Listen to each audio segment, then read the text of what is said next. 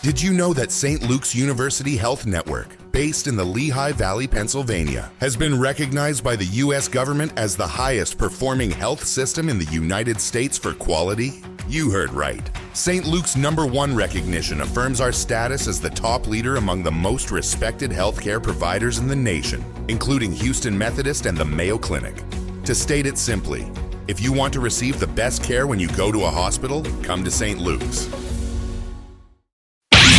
In the squadron, they called him Bullets, but we call him Greg Kelly. Greg Kelly is on the air on the Red Apple Podcast Network. You know, now I'm willing. I would love to have a conversation with Kathy Barnett. Kathy Barnett ran for the Republican nomination. I was very skeptical about her, and parts of her story I'm still skeptical about. But that's okay. That's okay. We can have disagreements, right? Hey, do me a favor, Carlos, my friend. I want to go to Dr. Roz here because he's talking about all the waste, fraud, and abuse that's happening within the Medicare and the Medicaid and all the people who've been robbing us blind. Go ahead. That diagnosis for the rest of their lives as a physician, that bothers me to my core. Not only are we selling our licenses as doctors when we allow this to happen, we're selling our souls, and there were doctors involved in some of these issues as well. It's rampant failure of this program is addressable, but we've got to be able to deal with it from within. There's a whistleblower. Her first name is Faye. She's on Capitol Hill today testifying, I believe. But she's spoken to me about the fact that there was a general fear within the health agency here of being called the racist. A fear that you'd be politically inappropriate, politically incorrect, and that's fear is what stifled much of the action that should have taken years ago and taken place in an effort to prevent why we're here today. But we will keep coming back and we will keep helping. So let me announce a few things that we are doing specifically on the Secretary Kennedy's leadership at HHS within CMS. We have deferred, as many of you know, $350 million to the state of Minnesota based on two sequential reports from the state of its spending over the last 2 quarters. This is all, again, money that we are going to defer because our job is to protect the federal taxpayer. And as Minnesota is able to justify some of these expenses, we will discuss these. We've also asked for a revalidation of all of the high-risk providers. Again, these are providers providing services for the kinds of things like driving someone to the office or carrying the groceries upstairs, things that, again, your family would often do for you. These of the 5,600 people who are being revalidated, the state has told us as recently as May 7th that only 40% have responded, rather, 40% have not responded, or their responses are clearly inadequate. We believe that by the end of this month, which is the deadline, that half of these providers may no longer be allowed to provide services. That is a lot of people doing things to other human beings that are not supposed to have been able to do them. Again, that is the humanitarian risk that we're facing. We're here to fix these problems. We love these programs, but we're going to crush the fraudsters who threaten with corruption the foundation of the social safety that we have built in this wonderful nation over the last 60 years since the foundation of Medicaid and Medicare. We're going to make as many visits as we need to Minnesota. I've been here. I'll come back. So is everyone else on this panel. And my colleagues at OIG, DOJ, FBI, and many others share our passion. Chris, to the FBI. Hey, I like that guy a lot, Dr. Roz. But I am curious. Here's the FBI, Christopher Raya. All right, now here's the goods. Here's the goods. And thank you to the fine men and women behind me who made this day possible. I also want to specifically thank Acting Deputy Attorney General Colin McDonald. All right. I want to thank Secretary Kennedy. I want to thank FTC Commissioner and his White House Task Force on Fraud, Great Commissioner people. Ferguson, obviously Administrator Oz, who you just heard from, and of course none of this would be possible without U.S. Attorney Rosen. Before I begin my crux of my remarks, I need your help. On the screen, you will see a subject. Depicted on the screen here of an individual who was a target of the investigation this morning. That individual is currently on the run after having jumped out of a fourth-story balcony. I want you to get a good look at him right now. You'll see him. You'll see him running here. He is currently on the run. We need your help. If you recognize this individual, if you know this individual, if you can provide any information related to this individual, I would encourage you to call 1-800 Call FBI. Call FBI. Oh, brother. CALL. Well, what did he do? Or go to the internet at www.tips.fbi.gov or call your local law enforcement. Obviously, this morning, our partners have gone into a lot of the details. He didn't say anything that this guy did. He's just a pathetic guy walking down an alley with no shoes, green shorts, his turquoise shorts, a kind of grayish T-shirt, and average height, black. What do they do? I don't know what they're looking for him. He jumped out of a 4th floor balcony. What did he do inside the 4th floor? Nobody knows. Go back. 300 investigations related to healthcare fraud across the country. And unlike some of our work in, say, the violent crime space or the national security space, I'm sorry, I am very much over the FBI. I can't take them anymore. I can take Kash Patel and Dan Bongino when he was there and 3 other guys. The rest of it, they're jerking us around like that's what they do. They have no respect for us. They have no respect. The other thing is I called 1-800-CALL-FBI. It is a joke. It is an absolute joke. It doesn't work. The damn thing doesn't work. All right? And go to the website. You better have special glasses from Dr. Saul Rosenberg. Okay? 30 East 60th Street. Otherwise, you ain't going to be able to see anything. It was too small. Way too small. Can I go back to my Seth Moulton stuff? Seth Moulton, congressman from Massachusetts, a Democrat.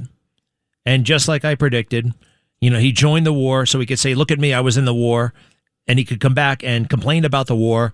But I can do it with more credibility because I was a Marine, I was in the war. And now, too cute by half. I'm a Democrat, by the way. And now watch me run for president at the age of 34. 34 going on 35. Seth Moulton. Cut 11, please. Running for president. For real. For real. Who the hell do you think you are? Cut 11. Way to get back yourself. You couldn't help but sit in this church and be hit by the names on these walls. And I had so much respect for them that I wanted to do my part too. So I joined the Marines. Sure. My parents weren't exactly thrilled. I was really scared for him. Even in a war I disagreed with, there's nothing I'm more proud of than being a grunt, being on the ground, serving with those Marines. Before I knew it, I was commanding a platoon in the 1st Company of Marines into Baghdad. Okay. Well, I was in Baghdad myself, and it wasn't exactly street fighting, all right? It wasn't exactly hand-to-hand combat. He's exaggerating. And what else is going on there? At a point, you join the war that you say you don't like, and then you want political points for doing it, and you make it the focal point of your presidential campaign. All right? And I was willing to let a lot of this stuff slide until he started ripping on Vice President Vance. When Vice President Vance, J.D. Vance, was named by President Trump to be his vice presidential nominee, I was surprised to find out that J.D. Vance was a Marine. Part of it is because I actually knew J.D. Vance. I was in touch with the guy. We followed each other on Twitter, occasional messages back and forth here and there. And then I'm like, I didn't even know you were a Marine. Because he doesn't make a super duper big deal about it like every other Democrat veteran. Oh, my goodness gracious. Let me tell you about my service. Shut up.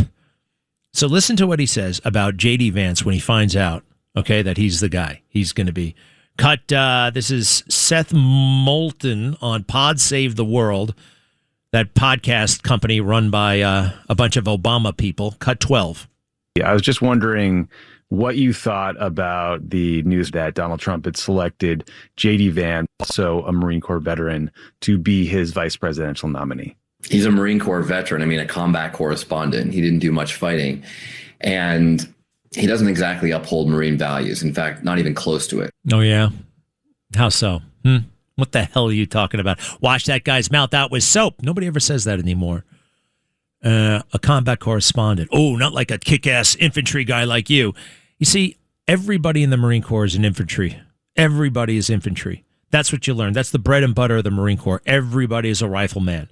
From the pilot to the mechanic to the infantryman to the cooks, right? Everybody knows how to be a rifleman. And for him to say it like that, it's so contrary to everything the Marine Corps is about. I have never heard it in my life, people put down other Marines because of what they did in the Marine Corps. Ever. I've heard good-natured rivalry. You know what I mean? That's one thing. Like in war, anything can happen to anybody at any time. I remember in Baghdad, actually, by the time I left Kuwait in March of 2003 in a massive tank convoy, we went all the way up to Baghdad. That was actually the first. We were the first broadcast journalists across the border. We were the first broadcast journalists into Baghdad. And I was with the 2nd Brigade Combat Team. And in the 2nd Brigade Combat Team, they had tanks, they had mortars, they had infantry, they had everything. Guess who got killed first? Guess who got whacked first? 8 fuel truck drivers. Fuel truck drivers who were not at the tip of the spear. They were in the back. They were ambushed. Everybody's at risk. Seth Moulton. Oh, yeah, well, he was a combat correspondent. Well, so was Megan McClung. Captain Megan McClung, promoted to Major Megan McClung. I think she was like 30 years old when she was killed in Iraq. She was the first Naval Academy graduate female combat KIA ever. But she was just a combat correspondent, right, Seth Moulton? And then I become fascinated with this little thing. It fascinated me. Like, who does this son of a bitch think he is? He's been riding this train. He didn't think anybody like me would be hanging around taking notes every step of the way. He shows up on the Seth Meyers show. Late Night with Seth Meyers, with Seth Moulton, too. This utter ham. Look at me. I'm such a... I do so much for so many. That doesn't mean you do much for it. You're doing a lot for yourself. You ready for this? Cut 13, please. Cut 13. Seth Moulton on the Seth Meyers show. But you also were a local celebrity. You had a show, a television show in Iraq called Moulton and Muhammad. Moulton and Muhammad with my translator, Muhammad. And, I mean, we were celebrities. I mean, I used to get fan mail. I used to have to sign autographs in the street. I mean, no one asked me for my autograph now as a member of Congress. So this is a total step down in terms and of so here, here are you and your translator. That's Muhammad there. So what was the show? Like, what did you guys, what was the goal of broadcasting in Iraq to people who had obviously never had non-state controlled television? Well, it was amazing because we actually believed in the Marine Corps that a free media was important to a democracy. Sort of a crazy concept these days.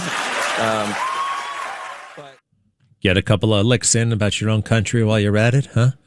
Moulton and Muhammad. So he's on the news for going to Iraq. He's in a movie for going to Iraq. And then when he's in Iraq, he's on a talk show. And then when he gets back, he's on a talk show about his talk show in Iraq. This is what we call, what the phrase is, media whore. W-H-O-R-E, right? Whore. Some say hoe. A media hoe. Media whore. I mean, is that media whore or what? It's a phrase, it's funny. We don't hear, it's not a pejorative. You don't even hear it. Because so many people are media whores that it's like lost its stigma, right? People are posting pictures of themselves and they're taking a picture of themselves. This is the most embarrassing behavior. It's not supposed to, this is not the way humans were designed. This is not what God had in mind when he created us. I believe strongly, actually. If you are heading into summer without a medical emergency kit, you're taking a risk. Most people don't think about it until it's too late. Summer colds linger and can turn into sinus infections that last for weeks. Getting sick right before vacation can derail everything. And when you're traveling, finding a doctor and pharmacy is stressful. So that's why I ordered a medical emergency kit. It's like having urgent care in a pharmacy right at home. It includes essential prescriptions like amoxicillin and a generic Z-Pak to treat a wide range of common and serious illnesses. So if you wake up sick at home or on the road, you already have what you need. No waiting for your doctor, no hours at urgent care, no pharmacy lines, no copays. Just match your symptoms to the right prescription in your guidebook or call their telemedicine doctor standing by. Start on your meds sooner and feel better faster. Every home needs at least one medical emergency kit. Order yours online in minutes and it's shipped to your door. And save $45 off with my promo code Greg. That's a lot. That's awesome. UrgentCareKit.com/Greg. That's UrgentCareKit.com/Greg. Promo code Greg. UrgentCareKit.com/Greg. Greg Kelly on the Red Apple Podcast Network.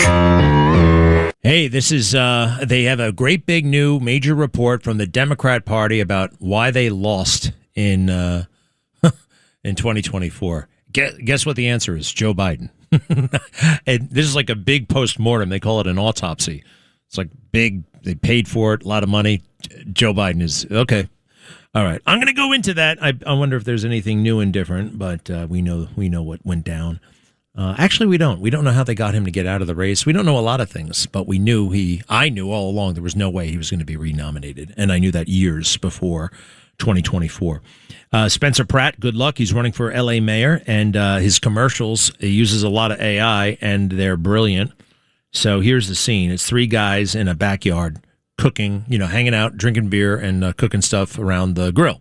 And they're having a conversation, and it's actually pretty funny and insightful. Remember, this is Democrat L.A., right? Big-time Democrats out there. Very blue. Gavin Newsom and the rest. Cut 20, if you don't mind. Cut 20. Backyard. This mayor race is really heating up. Who you guys voting for? Haven't decided? Same, haven't really been following it. Same.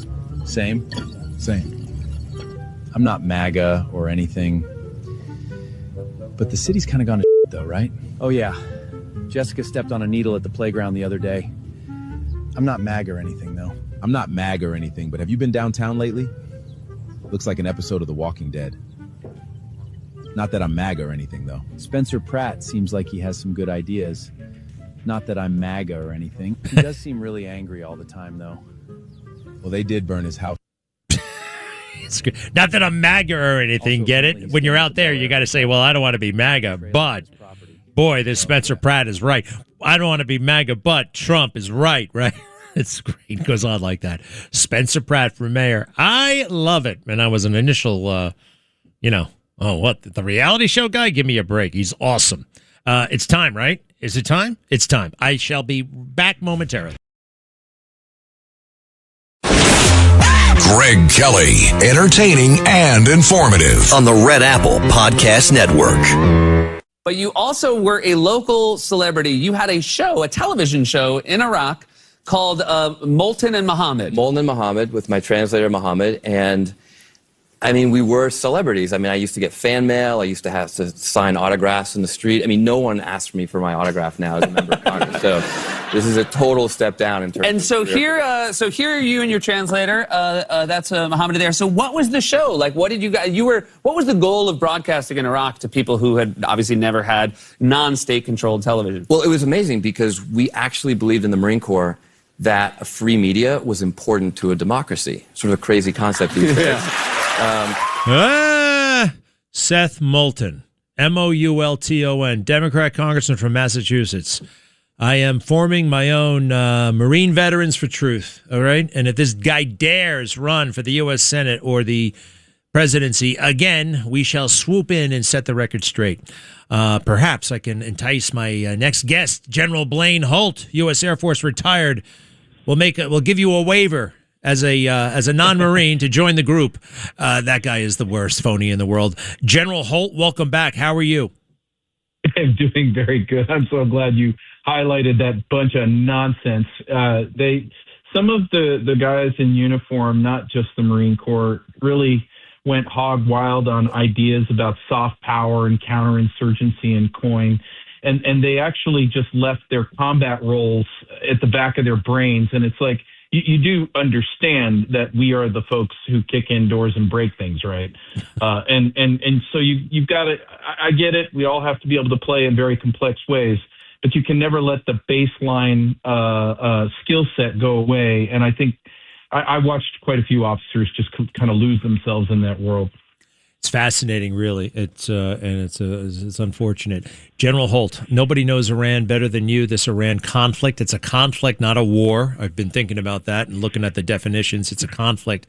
Ceasefire is still in effect. What's going to happen next? What's your sense? And it does seem to have faded momentarily, at least from the public eye.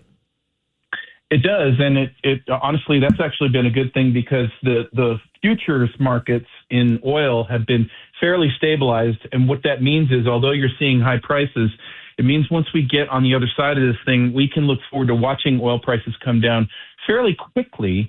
But there are some priorities. And Greg, I don't know how the priorities are going to get handled without kinetic action and getting back into military operations. One of them is Karg Island. The Iranians, to save their own oil wells, they're dumping oil right into the Straits of Hormuz, hundreds of thousands of barrels so far. And we need to secure Karg Island, get empty tankers up, because we want to save those oil fields as well, not just for the Iranian people, for their future, but countries like China will get very interested militarily if they start to see 18% of their oil supply come offline. So we got to negotiate those straits right away. And that means not just the IRGC, but you got to look at, where's the other impediment to what President Trump's trying to do? Well, that's out of London. That's out of Europe. You've got Lloyd's of London, who not one ship has taken President Trump up on his offer of insurance. Why? Because that monopoly is intimidating those shipping companies to say, if you take that U.S. money and that insurance wrapper, we won't insure you in other parts of the world, and that's a big deal. And that insurance company, they're not doing it because, hey, we're afraid of losing money. They're doing it because they want to screw over America, correct? Absolutely correct. This is the war, and I'm so glad you call Iran a conflict. I just call it a battlefield in a global war. This is what I call World War Next. Sovereigntists, which is what President Trump wants for us, versus the globalists who want to dictate to us every single thing that happens in our lives. And they do it through monopolies like Lloyd's, and they bet on every sides of every war. What has President Trump been doing? He's putting fire blankets on everything that could become World War III. And honestly, when we split away all the fog, guys, that's what this war is. That's what all of it is about. That's amazing. But let me ask you this. Lloyd's of London, traditionally, it's an insurance company, and they'll insure, like, really, if you're going to go on the space shuttle, see Lloyd's of London. They can get you a deal. Right. In fact, Krista McAuliffe, the astronaut who died on the teacher from New Hampshire, had a big arrangement with Lloyd's of London. They're kind of creative. They're kind of big, bold, very old.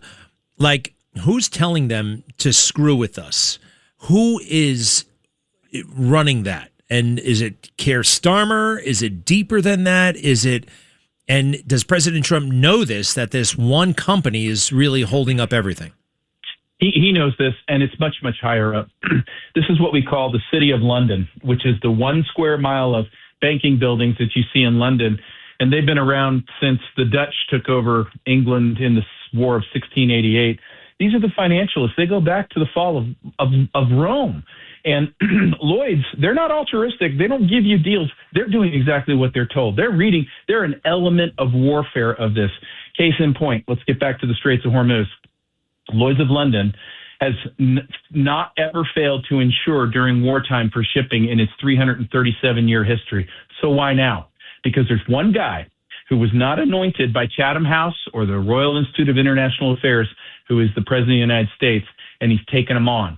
And he's taken on these globalists, and they're fighting them every step of the way. That's why you hear shocking things like, oh, we're not going to share intelligence with you. You can't use this Air Force base. NATO says no to Spanish bases. These are bases that we fought for with our own blood to liberate Europe. So this is a war that's been going on decades and decades, and it takes one form or another. It's very hard to understand, but Americans now, more than ever before, must understand this. You must learn about this. Here's President Trump at the Coast Guard Academy this week. Cut 14, please. Cut 14.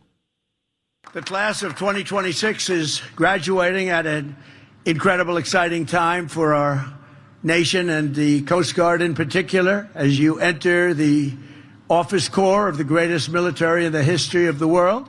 Our national strength is back. Our morale is back. We are a confident country again. We have confidence is back. And above all, America is back, bigger and better and stronger than ever before. We have a strong, great, respected country again. That's true. And I'd like you to tell us just how true it is. I don't think it's appreciated, certainly by the American people, just how different America is perceived. And it's not just perception, it's reality with President Trump in the Oval Office. It is absolutely true. He's putting the blade and the sharp edge back on the American military, and he's restoring American confidence in what we spend in terms of putting our armed forces together. And every single operation they have done since that man has taken office, he has trusted the leaders to execute the way they know how, and they have performed flawlessly. And this is a military we can be proud of, and they're serving at an awfully difficult time. I just described to you how complex this world is and this world war, and they are a part of it, and they are giant minds. And so for someone getting their butter bars today or becoming an ensign or a lieutenant, oh gosh, you have an amazing set of adventures in front of you. Butter bars, second lieutenant. I remember, oh my gosh, will I ever earn my butter bars? Sometimes it looked very bleak. It looked very bleak. Oh gosh, yeah, that's the first officer rank, and it's kind of a glorious day when you become an officer. So let me play something for you. This is Ronald Reagan. It's just an amazing moment. Ronald Reagan at the Coast Guard Academy graduation, the one that President Trump just attended. But this is in 1988. Cut 15, please. Cut 15. My Coast Guard aides have been excellent. One of them taught me that, and I quote, "The Coast Guard is that hard nucleus about which the Navy forms in time of war." And the crowd goes wild. All right, it's a fun kind of hoorah, Coast Guard, screw the Navy kind of joke. And then Joe Biden tries the same line 20 years later. Watch what happens. Cut 16. I can only assume that you will enjoy educating your family about how the Coast Guard is, quote, the hard nucleus around the Navy forms in times of war. You're a really dull class. I mean, come on, man. Is the sun getting to you? I would think you'd have an opportunity when I say that about the Navy to clap, but being here together. Oh God! What a disgrace! He botches the joke, and he's mad at the audience for not getting it. I mean, I would have thought that he'd have gotten much better at plagiarism after all of those years of doing it, and and then to get in their faces and disgrace himself as our commander in chief in front of those cadets, turning into officers, it's just disgusting. It really is disgusting. And this is the thing. The country is just sick of folks like that, and they're on both sides of the aisle. And actually, America's had enough. And I couldn't be happier about that, because we're cruising into our 250th anniversary. And are we going to stand up and look at 250 more and not disgrace our founders and honor our grandchildren? We're going to go down pipelines of political expedience, nothing but fraud and corruption everywhere, and throw up our hands and say there's nothing we can do about it. We're Americans. We know we can do something about this stuff, and we better. And when the we is you and me and you listening and every person, because what I have learned over the past, 7 years or so, 8 years, sometimes you have to be the change you want.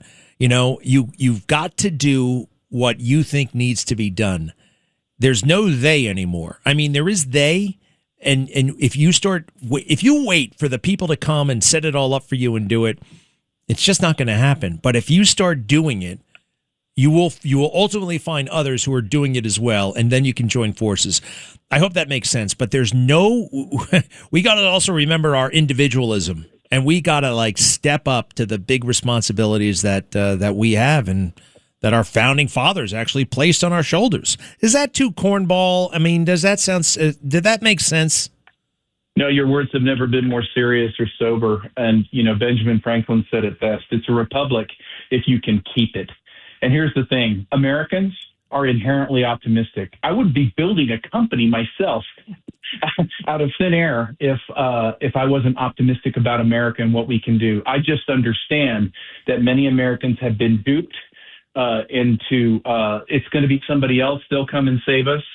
And that's not the case. We're going to have to save us. Nobody's coming. It's got to be us. Democrat Party just put out a big report, partly blaming the defeat of Kamala Harris on Joe Biden. He does bear plenty of responsibility. So does Kamala Harris. I mean, they both sucked. I mean, they were just terrible. And it's interesting, though. It's a kind of getting some beltway play. All right, do me a favor. General Holt, you mentioned you are building a company. That's a big, bold thing to do. Risky, but also very rewarding can be. What are you guys building? And how can we be a part of it if we so choose? we have 170 plus technologies that we're incubating across diverse technologies, from AI systems all the way to where we're starting, which is advanced building products, fireproof, waterproof, wall boards, and the like. And at Xeriant, Xeriant, and that is OTC symbol XERI. We're a penny stock, and we're going to grow into the next great American company because I've never assembled a better team than the one I've got in front of me right now. A penny stock. How about that? How many shares could I buy for a few $1,000? We're talking millions, trillions. Yeah, I love it. Get a lot of shares for that. Hostile Don't takeover. Make me do public math. Don't worry. We're pilots. General Holt, brilliant. This man told us exactly when the war in Iran would start. He's been right about everything, virtually everything, since I've known him, about 7 years now. General Holt, thanks for being with us, and keep it up. Always my pleasure. Take care. Thank you, sir. Thank you. All right. Moving on here, we've got a couple, let's see. Deep thoughts about communism and how bad it is. Some guy I know put it very, very beautifully, gone mega viral. An update on my weight loss journey. An update on my libido situation, which has mercifully declined. It's really nice, to be honest. It's a nice thing. It's a nice development. Who the hell needs it? It's not that special. It's one of the things that, you come with it. You get a little bit older, a little bit more mature, and your brain gets rewired and your body gets rewired. And it's very, very, very beneficial, I think, to contentedness and to productivity and a lot of other things. Walking around like a maniac when I'm 20, 30, all that stuff, just on your mind all the time. Stupid. It's a gift. Aging, maturity, all of it. 800-848-9222. 800-848-9222. Be right back. Greg Kelly, entertaining and informative on the Red Apple Podcast Network. What the hell's the number here again? 800-848-9222. 800-848-9222. It's funny that there are still people who believe in communism walking around. Communism. It's failed everywhere they've tried it. It is inherently, inhuman. We don't work that way. We just don't. And, this whole collectivism, it's interesting, people talk about community. The Latino community. Anybody who ever says Latino always follows up with community. I don't really, community. The black community. There is no black community, right? Is there a white community? Community. The community. Anyway, community, communism, they kind of go together. Here's the man, Mark Mattson, on communism. Did you ever know this about Karl Marx? And his little student there, Vladimir Lenin, with the satanic goatee? Cut 18. This is the Communist Manifesto. I keep it around to remind myself how evil and disgusting it is. There's not any science or math or formulas in this book. This is the rantings of an alcoholic failure that destroyed his family, wouldn't work, wouldn't do anything, a massive failure in life, who basically wrote it all down to justify his pathetic existence on the planet. The ravings of an idiot. Wow. Did you know that about Karl Marx? I like it. I love the blunt talk. Hey, I'm told this is Harry S. Truman's birthday. John F. Kennedy wished him a happy birthday. All the way back in 1961. On the telephone. Hey, Nixon wasn't the only one who recorded this phone calls. JFK, 1961, cut 17. Hello. Hey, Mr. President, how are you? Well, I'm all right. Having a great time, and they're giving me too much to eat and too much to do. Well, listen, I want to congratulate you and on this great anniversary.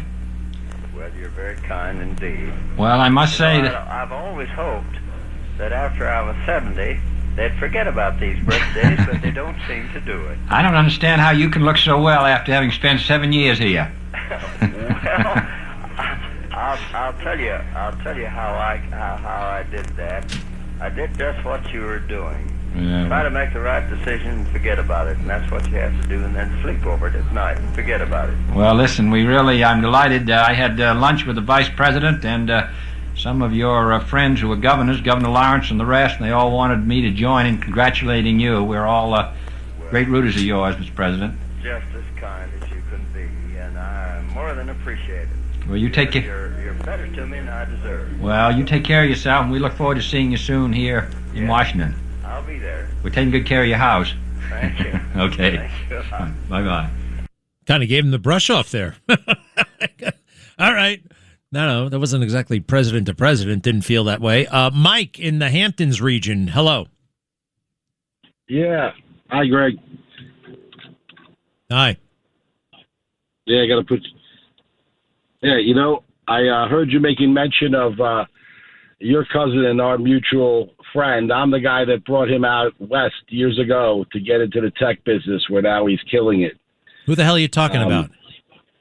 Your cousin, that's a big tech executive out west. You make it sound like he's in the witness protection pro out west. Pat Blair? Well, yeah, Pat Blair. I didn't know if you wanted to say it on the... I he got was a a close cousin friend named... of mine from college, and he came to work for me at the tech company I started back then. Which college? Nassau Community College or Cornell? Oh, no, Cornell. Wow. Cornell. So, yeah, I heard you talking about him a couple of times or maybe once on the radio. But there's some things that I've heard on your station, specifically around Brittany Kaiser and Cambridge Analytica. I know they're an advertiser, but you'd be... Hey, do me a favor. Yes, we do work for them. Are you calling to kind of like crap all over her?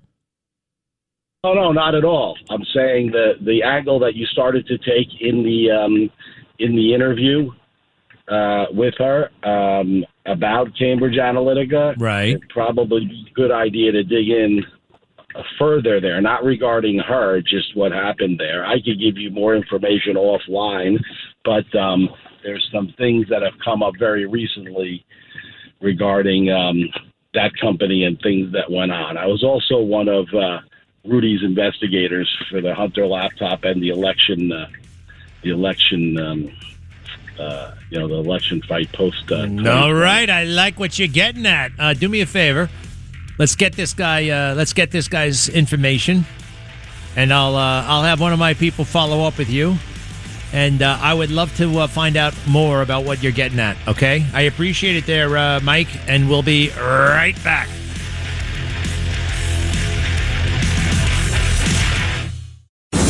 Thanks for listening to The Greg Kelly Show.